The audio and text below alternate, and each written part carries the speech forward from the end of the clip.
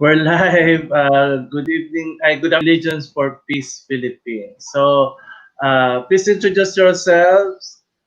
Start muna natin si Kay. Ladies first muna, Rix, no? Si Kay Okay. muna and then Rix. Introduce yourself. Anong pinagkakabalahan nyo muna as a individual, and then later you will introduce what is Allegiance for Peace. Okay po. So, hi, good afternoon po. So, I'm Kay Jimenez. I am the Secretary po of Religions for Peace. Currently po, I'm an incoming med student in UST. And so far po, what I'm working on is yung projects po ng Religions for Peace and yung different tasks ko po with them. At the same time, preparing din po for med school. Mm-hmm. Okay. Rix, what do you do? Same po kay Kay. Parehas po kami mag-enter ng med school this year. Incoming freshman po kami sa UST Med School. Mm-hmm. Anong year nyo na? Rix, pareho kayo magkaklase ba kayo? Ano po, magiging magka-batch po kami, incoming freshman po kami. Pero I doubt po na magiging magka-blockmate kami kasi as far as I remember po, by alphabetical po yung sections. Ganon. Virtual na rin ba ang mangyayari sa inyo sa UST? Opo, online classes na po siya. Pero naging classmate ko po si Rix back in college po, nung pre-med po kami for psychology. Anong pre-med niyo? Biology? Psychology. Psychology po. Psych. Oh. Maganda. Bakit nyo nagustuhan ang med? Go, Kay, ikaw muna. Well, for me po, ever since yun talaga yung gusto ko maging when I grow up. Yung mom ko din po kasi is a doctor, so she set an example for me, and yun din po yung kinalakihan ko na environment. So that's where I see myself growing din po career-wise. Okay. Ikaw, Rix? Ako po, nung bata pa po ako, medyo gusto ko na po talaga mag-med. Although, hindi ko siya sinasabi sa mga tao kasi I feel like I know it's really hard na maging doctor. So, parang nahihiya po akong sabihin nung high school ako, nung grade school ako, na yun yung plano ko. Tapos nung college na po, doon ko lang na-realize na I really wanted to become a doctor. So, pinush through ko po siya. Kaya nag-gap year po ako after graduation para makapag-focus po dun sa NMAT, yung exam po, para makapag-apply ka sa mga med schools. Okay, that's nice. We need you, Doc. Sa COVID, kayo kailangan natin, no? Kaya diretso nyo yan kasi sabi nila, di ba, this COVID will last years, no? And besides, kahit naman walang COVID, doctors are very important. You are the frontliners natin.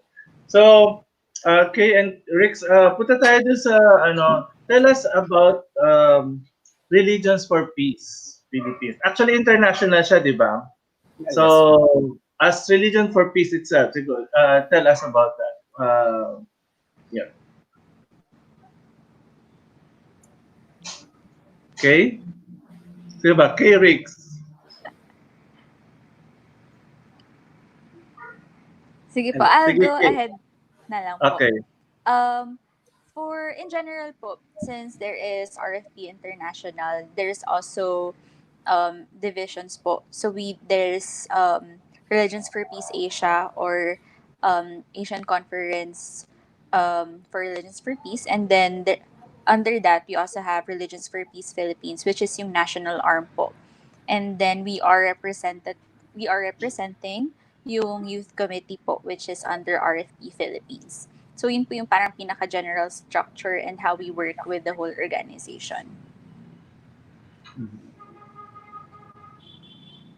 Rix, alam mo kung kailan nag-start ang Religions for Peace? Well, history.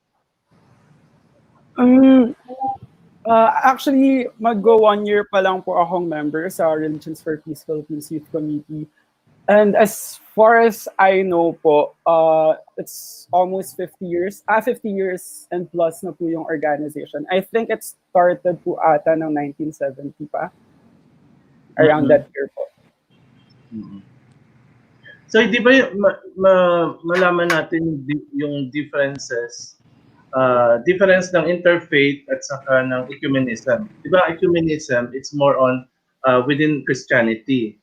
The interfaith is between different religions. Kasi nung napanood ko rin yung sa Facebook at saka sa Facebook nyo at saka sa website ninyo, there are leaders from different religions like Buddhist, diba? At saka Sikh, tama? At saka Hindu. So, kaya siguro tinawag tong Religions for Peace is that interfaith ang dating nito towards certain goals of course of peace. Okay, did you know who is the founder and who is this brainhead ng idea ng Religions for Peace? For that actually, Father, medyo big din po kasi for us pa yung history. Although we are simply working on the strategic goals of the whole organization. So I do apologize for that since hindi po kami masyado sure on the founders, but we are pulling from its initiatives instead po. Okay. Now, what's the mission and vision of the RFP? What are the activities? Ganon. Sige, go Rix. Yes po, yung vision po ng Religions for Peace is young people advancing common action towards peace in a multi-religious and interfaith setting po. Tapos, Kay?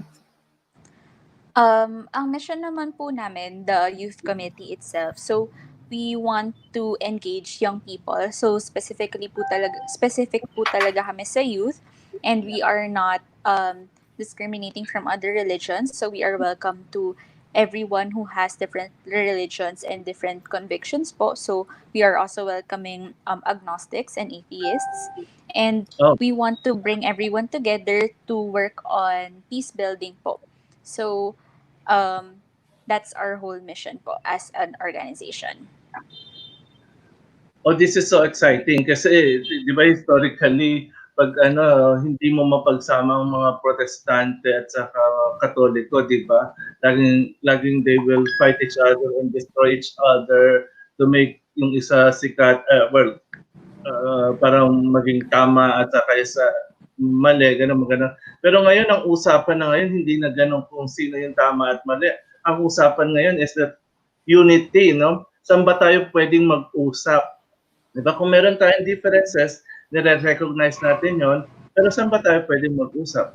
And everybody agrees with peace. Kaya ako natutuwa sa Religions for Peace kasi nga, karamihan ng wars, diba, historically, ay nag-uugat sa religion, di ba? And now, religions is telling, at maganda itong konsepto ng Religions for Peace kasi youth, kayo ang future of the world. So, kung ganyan ang maging konsepto ng mga millennials na pag-usapan natin ang pagkapare-pareho, di ba? Ay maganda magiging future ng mundo. Ano ang mga challenges na kinakaharap ninyo on this movement ng Religions for Peace? For sure may mga challenges kayong mga naharap o kinaharap, diba? What are? Sige. Siguro yung naisip ko na pong challenges ng org namin ngayon is yung pag-balance ng mga members po ng kanilang oras, especially yung professional life nila, pati yung commitment nila sa organization po namin.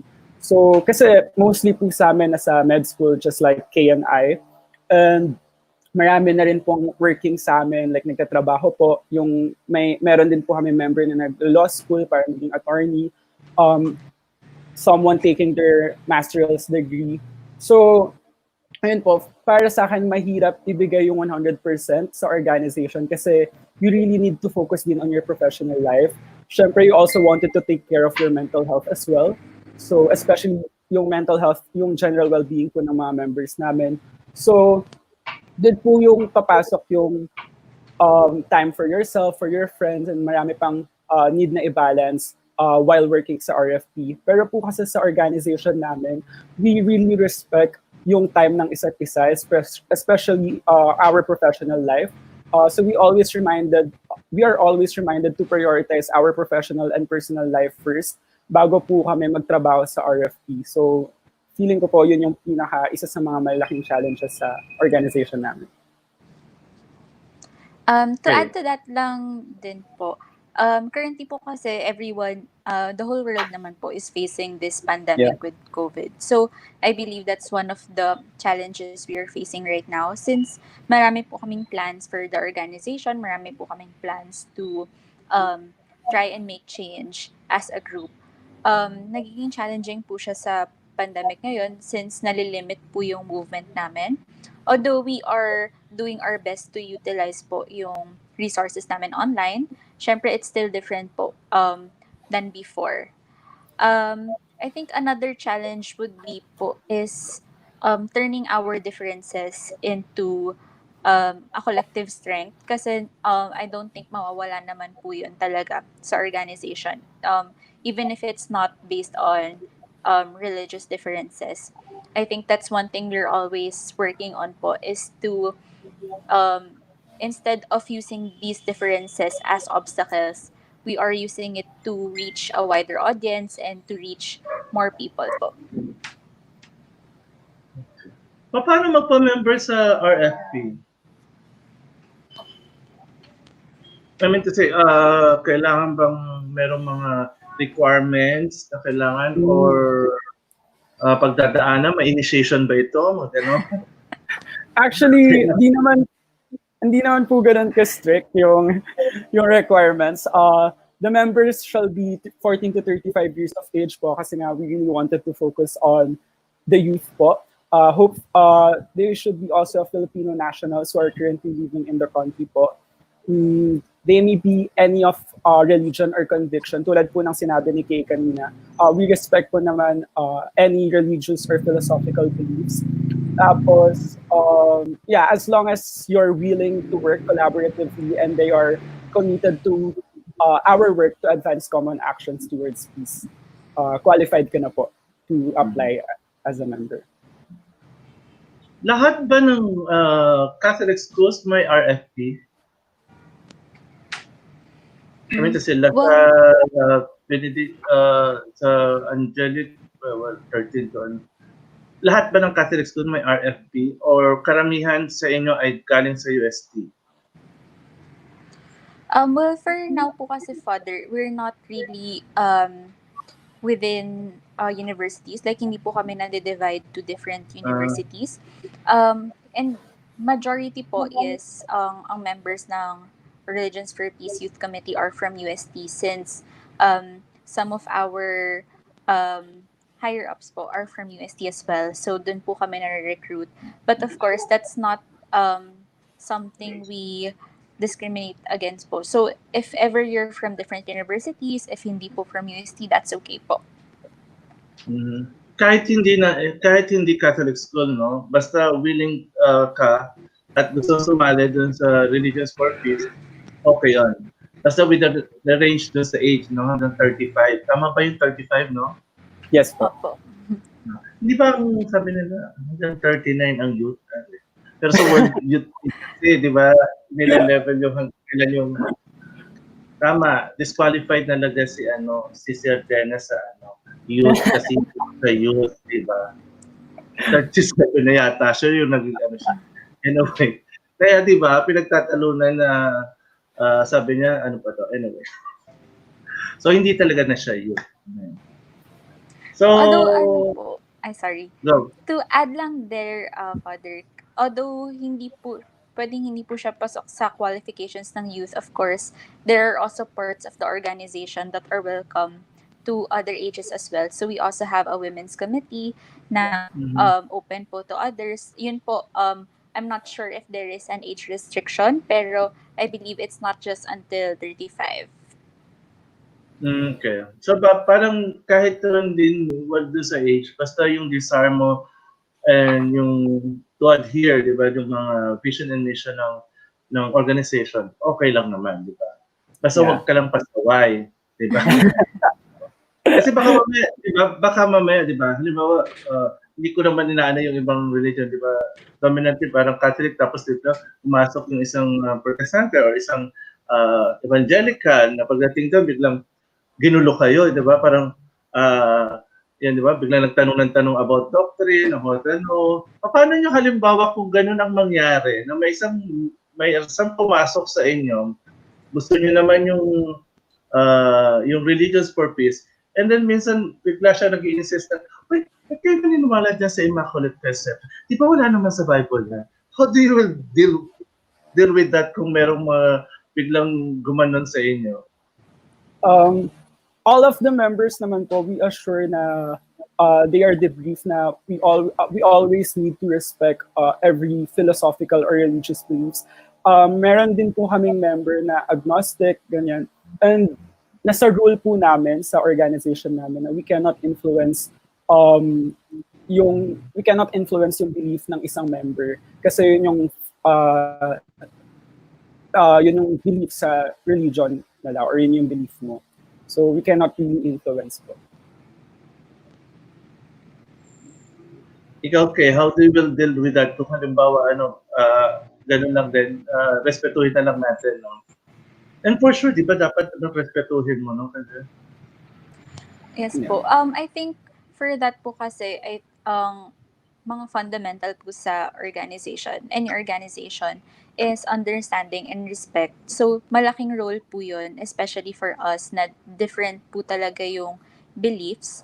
So, kailangan po namin i-respeto yun and i-understand. And if ever may person po na nag-i-insist nga po ng beliefs nila, we have to talk to them calmly. Hindi kailangan po ipaintindi na to be part of this organization, you have to respect others and their beliefs and not yung ipipilit mo yung beliefs mo onto them.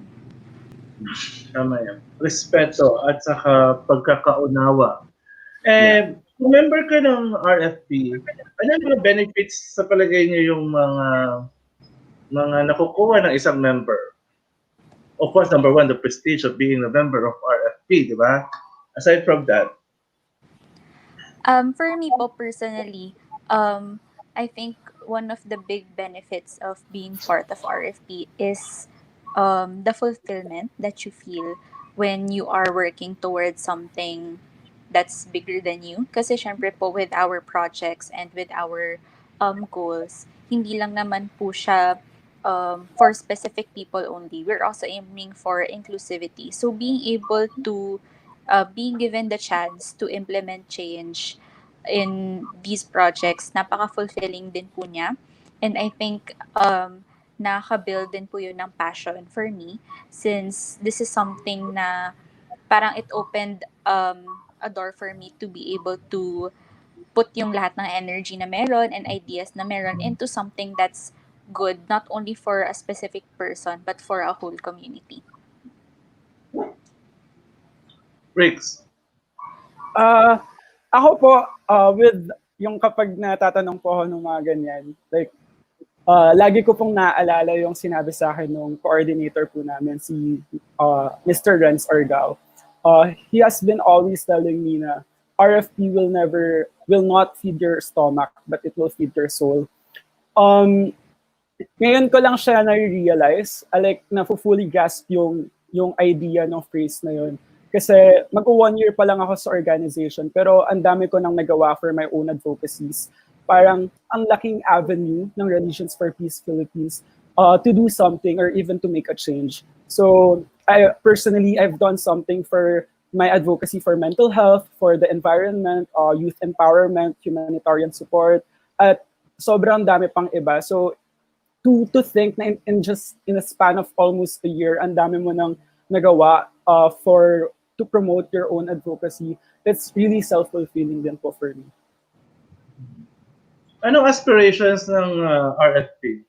World peace? Well, for now po kasi, we have 6 strategic goals. These goals po were set during the 10th World Assembly. So parang dun po nagbe-base yung organization sa mga projects po na ini-implement namin. Actually, for this year until the year 2025, we have 6 strategic goals. So we're working towards promoting peaceful, just, and inclusive societies. We are working to advance gender equality, to nurture a sustainable environment. We also want to champion freedom of thought, conscience, and religion, and also to strengthen interreligious education. And lastly po is yung foster multi-religious collaboration and global partnerships. So although we are working towards peace, there are a lot of other goals po na we are trying to achieve as well. So within that time frame po, we hope to at least do something within each strategic goal. 20 the ano is 2025, no? Tama ba? Opo. Pagkalit na, 2025. Ngayon is 2020. So 5 years. Yes. Kailan ulit mag-meet ang RFP for congregation? Siguro for sure na anticipate nyo or biglang nagbago ang lahat kasi because of COVID-19.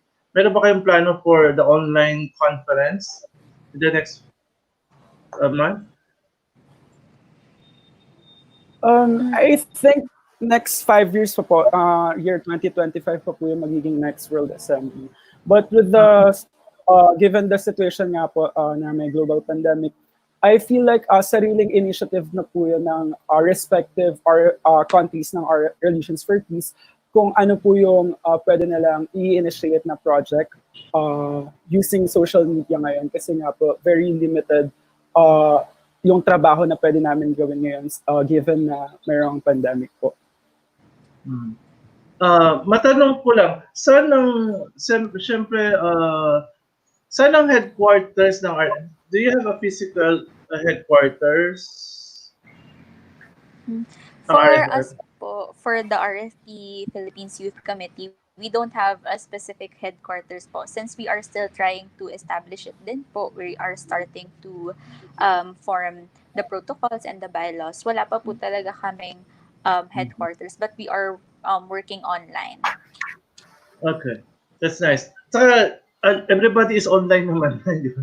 Yung iba Opo. nga, hindi na kailangan ng, di ba, kaya ang online business, ano na siya pinakamagandang business kasi hindi mo na kailangan ng physical business, di ba? Kanina nga galing kami ng SM, ang daming nagsasarang ang daming saradong establishments, no? So kita mo whether we like it or not, talagang magbabago yung mundo. And siguro lahat naman talaga online na siya Kami rin, alam mo sa church namin, ang worship na namin online. Mas marami pa ako marami pa akong nararating sa online kasi naaabot hanggang Australia, hanggang US, hanggang Hong Kong, hanggang Saudi. Nagmi-meet kami sa isang oras. Gabi na yung worship namin kasi nga inaayos-ayos namin yung worship. So nakakatulong din in a sense yung COVID-19 kasi nga mas nangyari. Siyempre, hindi ka naman dinatutuwa na mag-COVID-19 and we hope. Speaking of that, speaking of COVID-19, Rix and Kay, siyempre kasama din kayo sa lockdown. Babata niyo pa, bawal kayong lumabas. Ano ang sa palagay ninyo ang natutunan niyo dito sa COVID-19? Anong mga realization? Please share naman. Kay, ikaw muna, and then si Rix. For me po, ang natutunan ko during this pandemic is that although magkakaroon kayo ng obstacles to achieve yung mga gusto niyo for your organization, especially na-emphasize siya ngayon, ngayong pandemic, I learned na there's always a way to be able to help others and that hindi ka mag-isa on trying to implement change. Kasi po with our current project right now, yung Together po, reaching out to the unheard, yun po, it was a challenge po kasi syempre hindi kami pwede lumabas to look for donations, hindi kami Yeah. limited kami sa pag personally deliver. So natutunan ko po doon na if you have a group of people who share the same passion, who share the same need to help and want to help, talagang magagawa niyo siya ng paraan through social media or through staying at home. There's always gonna be a way, although hindi siya conventional, it will work with the current situation that we are in. Riggs, ikaw, anong naging lesson sa iyo ng COVID? Same din po with Kay na parang I feel like if may kaya kang gawin, if you're yun nga, parang if you're privileged naman and you think you can do something about it, especially helping people na kasama sa underserved population, I encourage you guys na tumulong din. So nung una po, yung unang mga banda ng pandemic, I was really helpless. Wala pa po kasi hindi pa po namin naiisip gawin yung project nun for the COVID. I really felt helpless na parang I wanted to do something, pero hindi ko alam kung paano. Tapos, I remember na, yun nga, we can make naman a project. Tapos, luckily, may yung RFP International po, pwede kami mag-propose ng project para mag-grant po kami ng enough budget para ma-cater po yung needs ng mga gusto po namin tulungan. So, while doing the project po, dun ko rin talaga na-realize na ang dami talagang kailangan tulungan, especially sa mga underserved population. Ang daming humihingi ng tulong pero wala silang ganun kaboses para marinig ng mga tao. Kaya I wanted to use my voice for them na parang ito yung reality natin ngayon. It's the sad reality in the Philippines. Maraming kailangan tulungan. And hopefully kung kaya ng mga taong tumulong, yun po, sana tumulong talaga sila. Tama. So, to contact sa inyo, dapat website at saka Facebook, di ba? Yes po.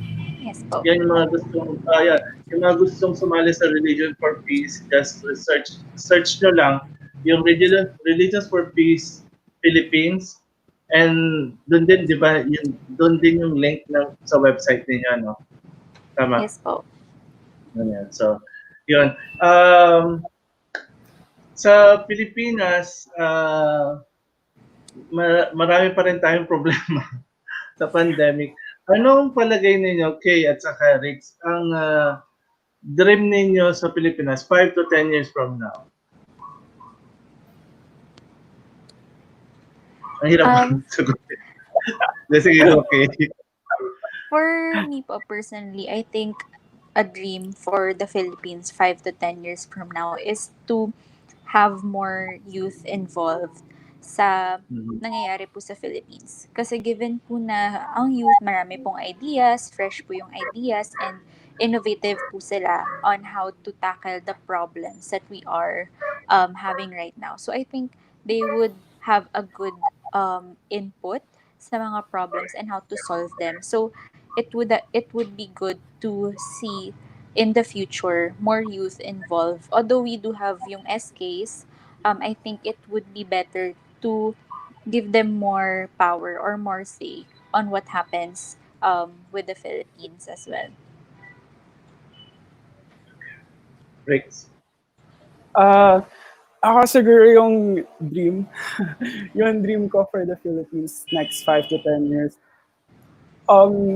Sana like matutunan ng mga tao to become more open-minded, to be more understanding, tapos to see the reality ng society natin, and hopefully pag may nakita na tayong mga mali or something na we can improve on, we take the initiative to do something about it. So I really hope na 5 to 10 years from now we can have a peaceful, just, and inclusive society po.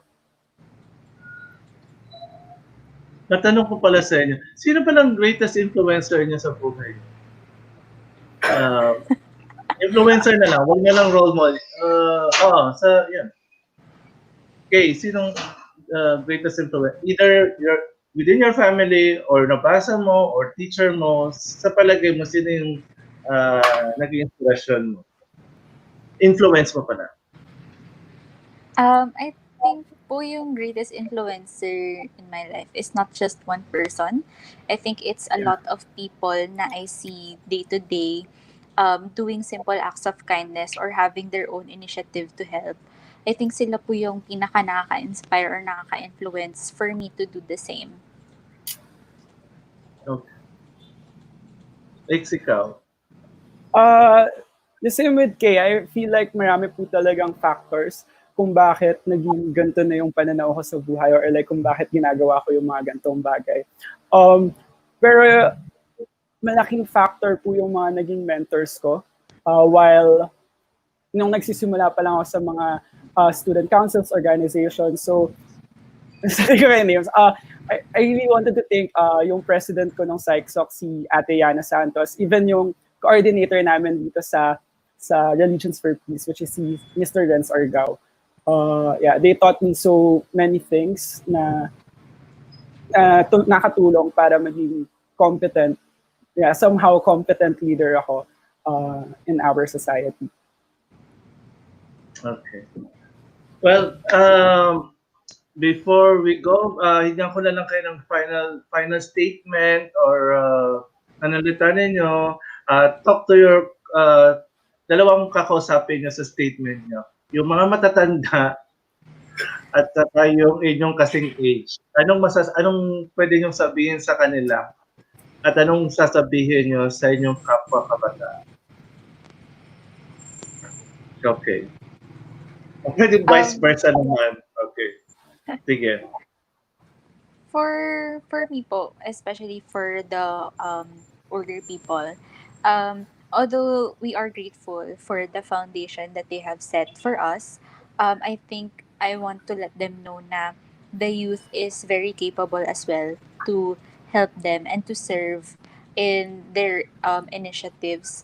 Parang ang gusto ko pong iparating is wag nilang ibaliwala yung youth kasi sila po yung may magagandang ideas and they can help as well. Although bata pa po sila, they have a lot of good ideas and how to implement it.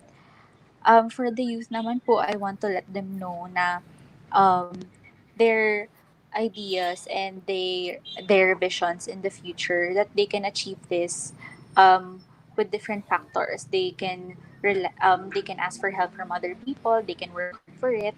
I think in summary, it's not impossible to do the things that you want. Parang diskarte mo din yan. And of course, there will always be people who will help you achieve those. So, ayun po. Thank you, Kay. Rix. Ako, doon muna po sa mga mas mga nakakatanda. I want to tell them na ayun, same with Kina, parang keep their minds open, especially when talking to the youth. I feel like may toxic mentality yung iba, not all, yung iba po na mga nakakatanda, with regards to the suggestions ng mga kabataan. I feel like we could compromise, basta makinig tayo, we need to lend our ears sa mga suggestions nila. Kasi hindi porket na mas bata sila or like wala pa sila masyadong narating sa buhay, i-invalidate na natin yung mga sinasabi nila. I also believe na sa sinabi ni Kay na maraming magagandang suggestions, innovative suggestions, fresh ideas yung mga kabataan. So sana ma-utilize natin sila. Tapos sa mga kabataan naman, I know, siguro personally, ang dami kong gustong gawin. So sana pati yung mga ibang kabataan ganun din. I wanted to say na kung namulat na kayo sa katotohanan, let's do something about it. Let's fight for what we think is right. Pero hopefully parang in a peaceful way. I wanted na ayun, parang ipaglaban natin yung mga karapatan natin, pero sa mabuting paraan. I also wanted to remind them na to take care of themselves, their mental health, especially during this pandemic. Kasi it's really, paano ba, it's malaking bagay yung na-disrupt yung routine ng buhay natin sa mental health natin. We may not see it evidently as of the moment, pero malaki yung effect ng global pandemic with our mental health. So I wanted to remind you guys to take care of yourself then. Yun lang po. Okay. Thank you very much, Kay and Riggs. Ang dami ko natutunan sa inyo. Na-realize ko talaga na kayo talaga will be the next leaders. Dapat kayo na talaga. Hindi yung kailangan pa tumanda nyo saka kayo maging leader. Actually, bilang youth, kayo ay pwede talaga ng maging leader. Kasi, tama na tayo sa matatanda. Diyos ko, kung ano nangyari sa buhay natin. Diba? Mata naman. Okay, thank you very much. Salamat sa inyong oras at mga sharing sa inyo. I wish you all the best sa Religious for Peace. Thank you for the Religious for Peace. Yung mga binigay nyo sa amin, talagang nakatulong sa amin. Maraming salamat sa inyo. Pagpalain kayo ng dakilang may kapal, Riggs at saka Kay. Thank you din po for having us. Bye-bye po. Thank you. Okay. God bless you. We will end this broadcast now.